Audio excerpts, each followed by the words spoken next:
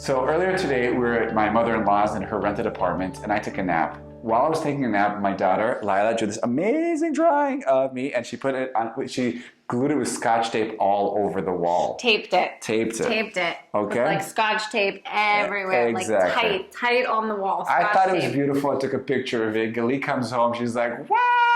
Yeah, because every parent knows that when you try to take scotch tape off of a wall, you can chip the paint and take the paint off of the wall with the scotch tape. So at that moment, she comes in guns blazes. I'm a turtle. I'm Guns a turtle. I'm like, blazing. oh. I'm like, what did you do? What did you do? And no, like, I didn't start what did you do. I just started like, does my mom know that this is a thing? This is something that Assael and I have talked about because in our home, the kids and Assael have taped things on the wall, and I have not been happy about it. So anyway, so she comes and she says it, and I'm like, and I says like, don't worry about it, don't worry about it, don't worry about it. I didn't know what to do. I didn't know what to do. I didn't do it. That's what you were saying. I didn't do it. I didn't do it. Lila did it. I was melting, but the point of the story is, in this equation, is that I felt I was going to lose. Okay, if I admit, I feel like a shitty parent. Right, if you own your shit, then you're like admitting that you're wrong. And if I try to silence her, that's not going to work. I didn't know what to do. Right, if you go into the crucible, then it's going to be a big fight in front of everybody. And my mother-in-law was there, and the kids were there. Anyways, I felt you felt cornered in a lose. I was in lose, and today and I was like, no. Today we're going to talk about a lose-lose, and we'll tell you what happened in the end at the end of the talk. And we'll tell you why lose-lose is actually a win-win. Exactly. Hi, my name is Dr. Assael Romanelli. I'm Galit Romanelli. And this is the Potential State. And today we're going to talk about lose-lose. Or win-win. You choose. So there are a lot of different concepts, terms of this idea of lose-lose. Schnarch calls it gridlock. The Gottmans call it 70% that's unsolvable. I oftentimes call it the lose-lose reality, where partners are in this dance where one of them feels like they're damned if they do and they're damned if they don't. Or like you're in a T-junction of like your relationship, and if you go that way, then all you can see is like the loss. And if you go that way, then all you can see is like the loss. And you're like, which way is better? Maybe none.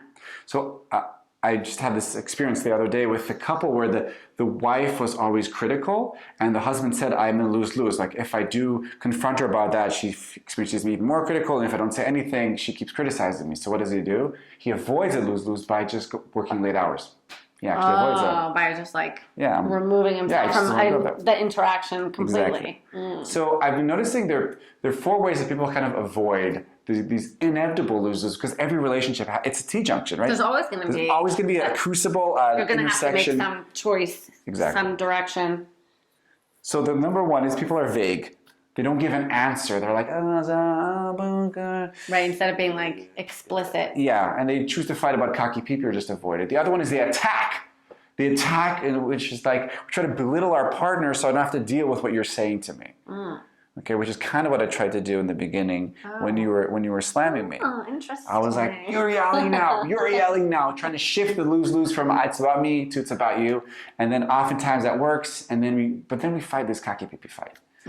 Number three is just stonewall. We avoid. I don't even talk about the things that we need to talk about, whether it's religion, or we're moving, or our relationship to certain things. We just kind of don't talk about it. Agree to disagree and turn into like these parallel lives. It's like it's an issue that's like it's like Harry Potter, like the name that shall not be named kind of thing. Right. Yeah. Or oftentimes I'll see this with couples with sex. Like I'll ask what about the sex, they'll both be like, oh, well, we don't have sex. Yeah, and they just don't want to talk about it. They think that if you don't talk about the lose-lose or that T-junction, it's just going to go. Exist. Exactly. Right. Actually, gross. But what actually happens is that taboo becomes bigger and bigger and bigger. And the last way people avoid it is by one of them developing a psychosomatic. Ooh. Getting depressed or sad and so vulnerable that I can't even talk to you about it.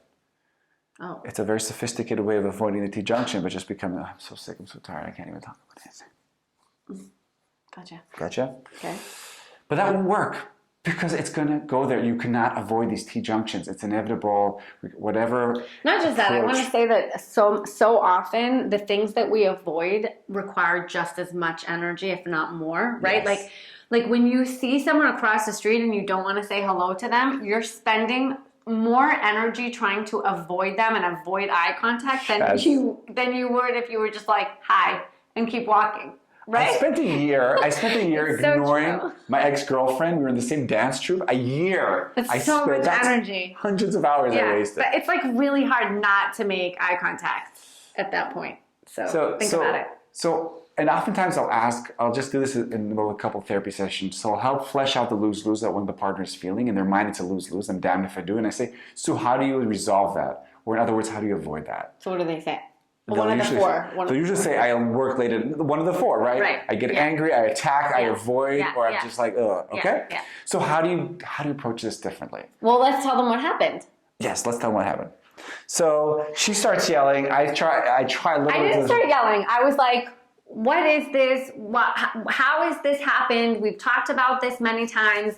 And the Assael's answers were just like super vague. They were super vague. I was doing a combination of vague and going for attack. It was like a vague and attack combination. It was like vague and dismissive. It was like vague and like now's not the time. And it was like, no, we're already like in the thick of it. Like, let's just, like, as far as I'm concerned, and this is like our dance of like, I'm in the crucible, just meet me here. Let's just go at it. Let's just like. And I'm the turtle. I'm like, no, let's just do it and get over with it so we can like move on once and for all. And it says like, trying to like find so many reasons why not.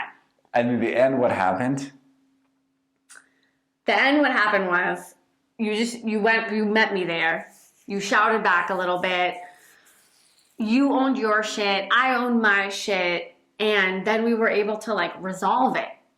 We went through it because emotions and everything is cyclical, right? You have to work your way through it, and through the like frustration and anger and misunderstanding, we were able to then see each other and see and grow.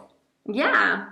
But see like where Assael was lacking, where I was lacking, where I was right, where he was right, where, we were able to see much more because we stayed there and we went there.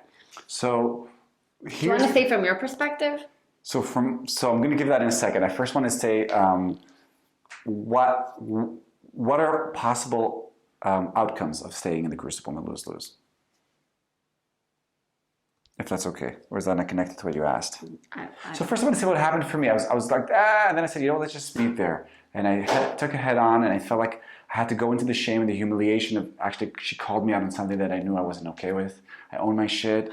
Yeah, I did. And then as we were both there at a certain point, I could say also my feeling that this was humiliating for me, and she was yelling and everyone could hear.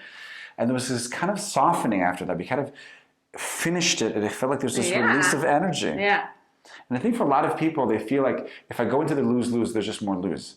And here's what I want to say. There's a few different things that can happen. So one thing can happen like us.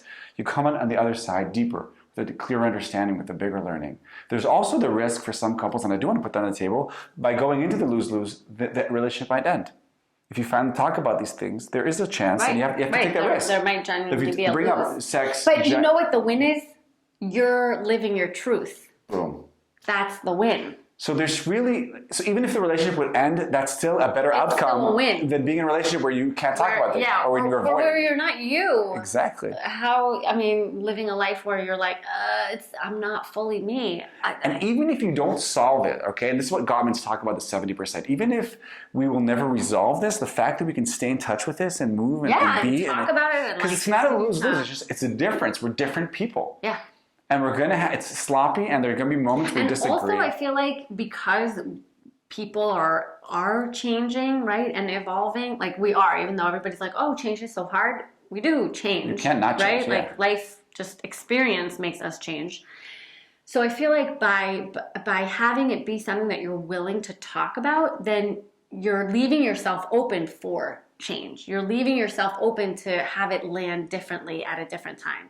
Right, because it might land, it might be lose-lose yesterday, like today. Now, but like maybe in 3 months from now, right. We may be in a completely different place. And when the topic comes up, then I'll be like, I never thought about it like that. And since I've had that experience, now I'm more open to it. I have to say that even in that example, when I told you, after I owned my shit and let it land, when I came back to you and said, you're yelling and you're humiliating me, then you That's really hard for me to hear. yeah, and then you own And I your shit. softened And because yeah. I was like, oh, I never, like, if you wouldn't have stayed there and you wouldn't have given me that gift of like, this is really hard for me to meet you here while I know that like your mom is in the other room hearing us shout, then I could soften and I could really appreciate the effort that it took for you to stay and meet me there. And that was it. I was like, I did not yell. I was done. I was soft, right? I was soft. I was even playing and I was playful and touching. It's true, relative. So how do you do this? How do you create this magic? First of all, share this talk.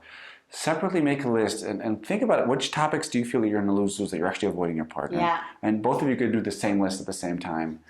And then just what I want to suggest is share with your partner playfully those moments where you feel like you're damned if you do and you're damned if you don't. Right, but maybe start with something like small, gentle, but with no expectation like for you to fix. The first thing is just to own it, just to say, when it comes to this topic, I'm avoiding it. Yeah. I feel like I'm going to lose. Yeah, this topic scares me and I don't want to talk about it. And I feel like if I do this, you'll be annoyed. If I do this, you'll judge me. Yeah. And just share that. And then you as the partner, like, you don't need to say anything. You don't need to fix it or just acknowledge it. Just be like, wow. Interesting. Okay, thank you for sharing that with me. I had no idea. Exactly. And you want to breathe and just stay with those. Listen, realize, my partner feels it and lose. And that was going to make sense for a lot of things that you've noticed they're avoiding. Oh, yeah, good point. Because then you'll be like, that's the reason we never talk about sex or about your mom or about religion or about school or about whatever it is. Or parenting or it's just kind of hard. And then once these topics do come, I mean, if you choose to do this proactively, you can, but often it's just going to come up naturally. Broadcast live, stay playful. Like, on one hand, you want to own your shit, you want to take responsibility, but you also want to let it land. And if your partner's saying things, take a breath, and you can always just broadcast live and say, oh my God, I feel like I'm going to lose. I don't know what to do. I want to avoid. I want to run. That really hurts.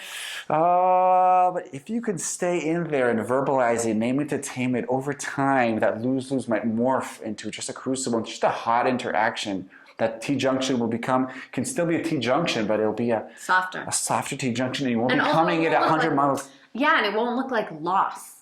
Yeah. On each side, like you'll start to be able to see the gains and the wins. Because at the end of the day, the point is not the T-junction, it's the relationship. Well, I think yes, and also the point is that it's the glasses that we wear, right? Like we can see it as lose-lose, but wherever there's a lose, there's a win.